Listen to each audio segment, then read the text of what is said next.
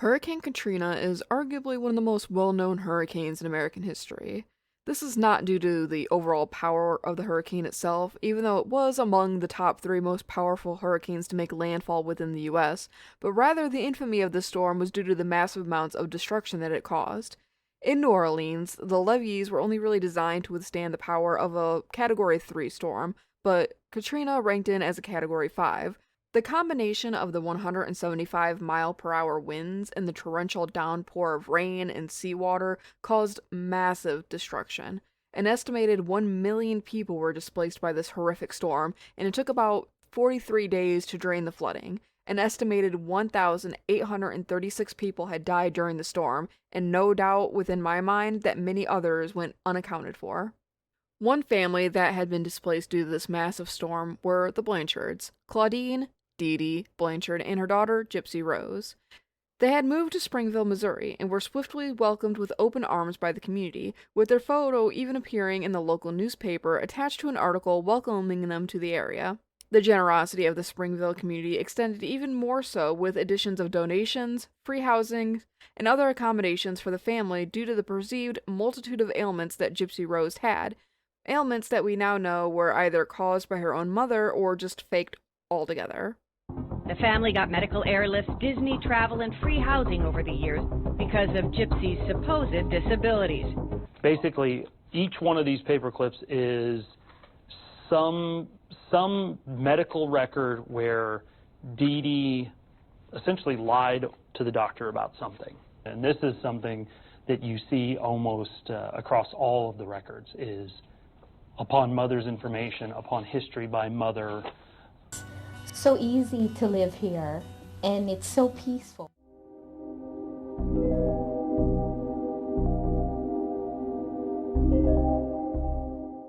Hey there, I'm here to interrupt your regularly scheduled entertainment. Starting when she was just a baby, Claudine claimed that her daughter Gypsy had suffered from a very wide range of issues. Gypsy's father cites that he could remember her being only 3 months old when Claudine insisted on her using a breathing machine due to having sleep apnea, and from then on, the illnesses that Claudine would claim that Gypsy had just grew more and more extreme. Right from birth, 3 months old, Dee Dee was telling me that she had sleep apnea, and she needed a breathing machine or breathing monitor machine, which, I mean, till this day, I don't know if that was real or not. You know, it escalated from then. Due to Claudine's influence, Gypsy was subjected to a myriad of useless surgeries that she did not need, which included having a feeding tube inserted. I don't know if this was the surgery where she got her stomach lining wrapped around her esophagus. No, she would have had that earlier. She had that feeding tube way before then.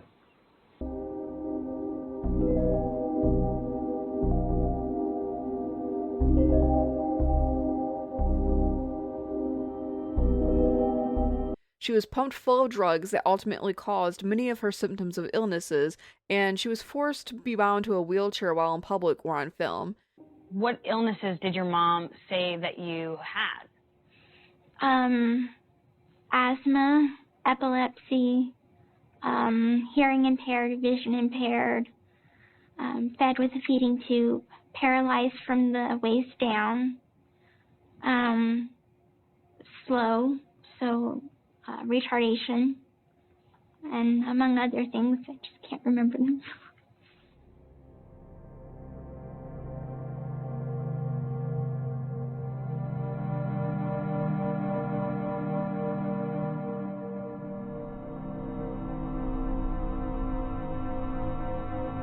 I was on breathing medication for seizures, medication to help go to the bathroom, pain medication, anxiety medication. Then we get into the family history. The family history changed depending on what doctor she was at. Mm-hmm. You'll notice here, we don't get a whole lot of, She's at the cardiologist. Right, she's at the cardiologist, and so they all died of a heart attack.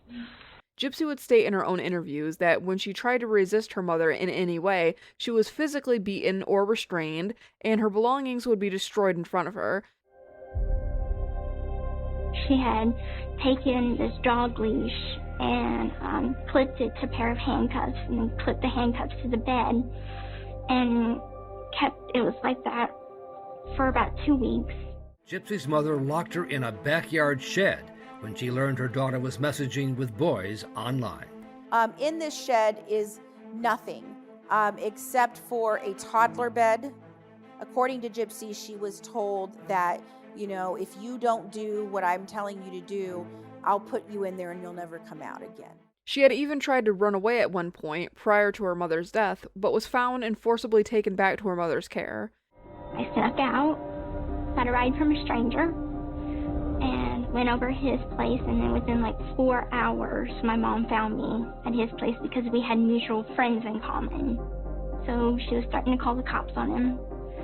And she took me back home and smashed my computer with a hammer, smashed my cell phone with a hammer, and said, if you ever try to do that again, I'm going to smash your fingers with a hammer.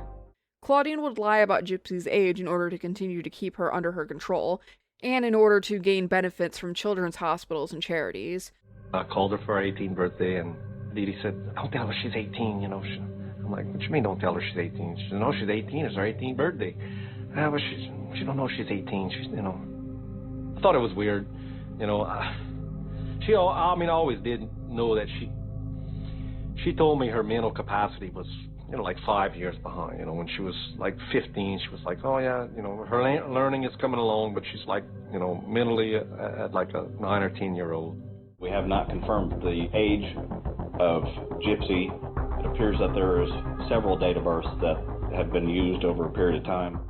She even had lawyers draft up documentation that stated that Gypsy was mentally delayed and unable to advocate for herself, no doubt due to needing some sort of excuse to keep Gypsy in her care well into her adulthood once she could no longer lie about her age.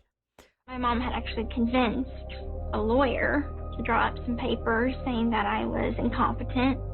So I thought if I had tried to go to the police, they'd look at these papers and say, she's retarded, she doesn't know what she's talking about.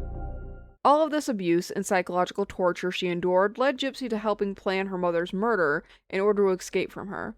With the help of her then-boyfriend, Claudine was murdered during the night, and the two runaway lovers were arrested shortly after.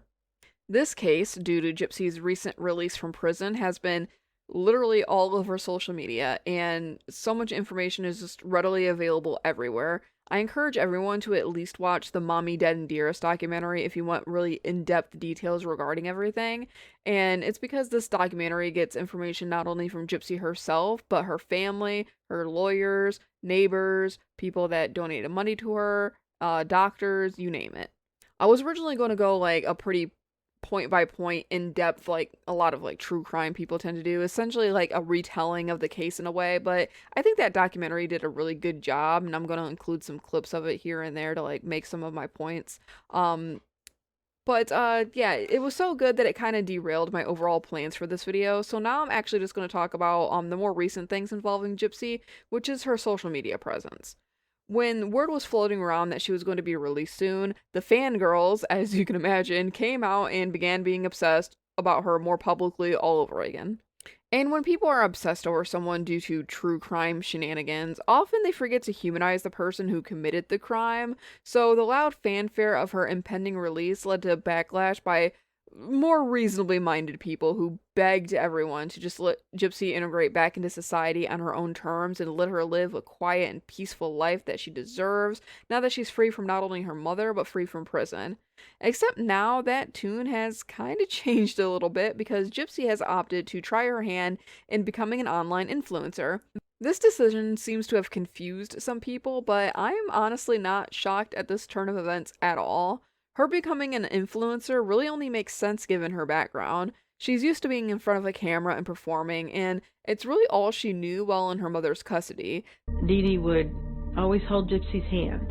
It was like, I don't know, it was almost like, just if I squeeze it, you'll know what to say. I mean, that was just so strange to me. Just the feeling now, I think that was really strange. Even in videos I've seen since then, I'm like, yep, it's the same thing. It's like she's holding her hand. There's an overabundance of mundane videos that her mother recorded of her, and I'm sure that if mommy vlogs were monetarily lucrative and popular while Claudine was still alive, she definitely would have had a mommy vlog on YouTube.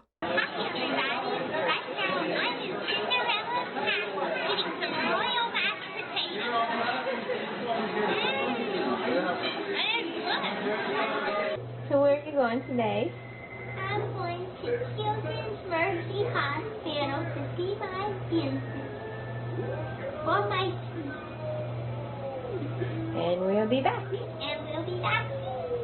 And I really want to put emphasis on the word performing here, because it's obvious from these recordings that Gypsy was forced into acting the way that she did, with the grins being painfully and unnaturally large and her voice having this babyish quality to it. This specific clip where Gypsy forces out, "Are we still on?" with a desperate exhaustion in her voice is absolutely heartbreaking. Are we still on? Who knew the extent of her treatment when cameras were off? Much like how we don't understand what Family Channel kids have to endure when they aren't being recorded now. What kind of training and rehearsal did Claudine put Gypsy through in order to behave like she did while being recorded? Not only was Gypsy conditioned at a young age to be on camera, but she was also paraded around in more public settings like charity events and news interviews. I can't young lady, GYPSY Rose Blanchard, and her mother, Dee Dee Blanchard, from Springfield, Missouri, to the stage. That happy endings are not just in fairy tales, they're real. She's been used as a public face for a while now, so I don't understand why people would be surprised that she decided to go back to what she already knew, what was already natural for her to do. She never got the chance to really learn other skill sets outside of prison that would lead her to a different career path. Which, yes, I know that prisons technically do have like education systems to help inmates, but we don't know what kind of programs Gypsy participated in during her incarceration. In addition to her just already being conditioned to be in front of a camera, there's also the other issue of her being a convicted felon.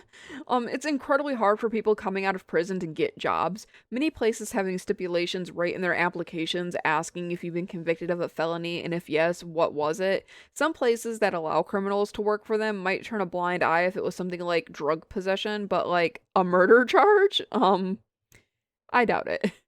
Being an influencer online is literally one of the highest paying things you can do with no real education and no need for a background check. And she was already famous for her numerous charity appearances while being forced to act disabled, and infamous for both the murder of her mother and the reveal that she wasn't disabled all along. She already has a strong following from the true crime fans, so why wouldn't she use that as a head start into her influencer career? You can say what you want about the morality of her decision to pursue this career path, but you really can't call her stupid for doing so. And morality aside, again, I don't fault her for wanting to try to work to support herself. After all, I feel that financial independence is like one of the most freeing things that you can accomplish for yourself.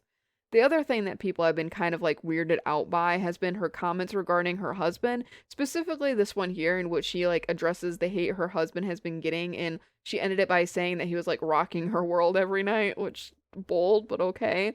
This also isn't a surprising thing to me, when you know that she was also being openly sexual with Nick Godejohn, the man who ultimately carried out their plan to murder her mother. And while yes, I know that that Facebook account was supposedly a secret, it was only really a secret from her mother, right? And presumably those that would tell her mother about the account. Other friends on her account would have saw those posts between them, so it's another repeat in her pattern of behavior to be open with her sex life with her current husband. Assuming that this post is like even real, I'm really too lazy to dig for it, so engagement, call to action, comment on the video if this post is real, I guess. Does her husband really rock her world every night? Regardless of whether or not you like her or believe that she's a victim just doing what she had to do, you can't honestly say that her behavior is out of the norm for her as we've seen of her life prior to her incarceration. She is a natural performer, and she has like this incredible charismatic and genuinely likable screen presence. I really wouldn't be surprised to eventually see her in movies or television shows as an actress, honestly. So what do you think about Gypsy's media tour here? Do you think she is smart for taking this time to build an audience for her social media career? Think this is all going to like help or hurt her upcoming book? I'm kind of mixed on that front because like while I think people will eventually buy the book, it might be kind of a blah read if we already know everything from the constant media appearances and oversharing on her platforms. But regardless, I hope she's able to live the life that she wants, given that she doesn't plot any more murders. If you like this video, give it a thumbs up and subscribe to my channel. It helps me out a lot. Ring the bell if you want to be notified for when I post, since my schedule, doesn't exist. Sorry about that. This video, like all of my content, is brought to you by Patreon, so thank you so much to Ippo, Alec, Ashley, Mel, and Brandy. If you want to support me on Patreon, tiers start as little as $1 a month. Link to that, as well as my other socials, can be found in the description. And with that, this is Minji signing off. Until next time. I can't move on till I let go. I feel so lost, never at home. Need to be strong, every breath hold. 'Cause I can't move on till I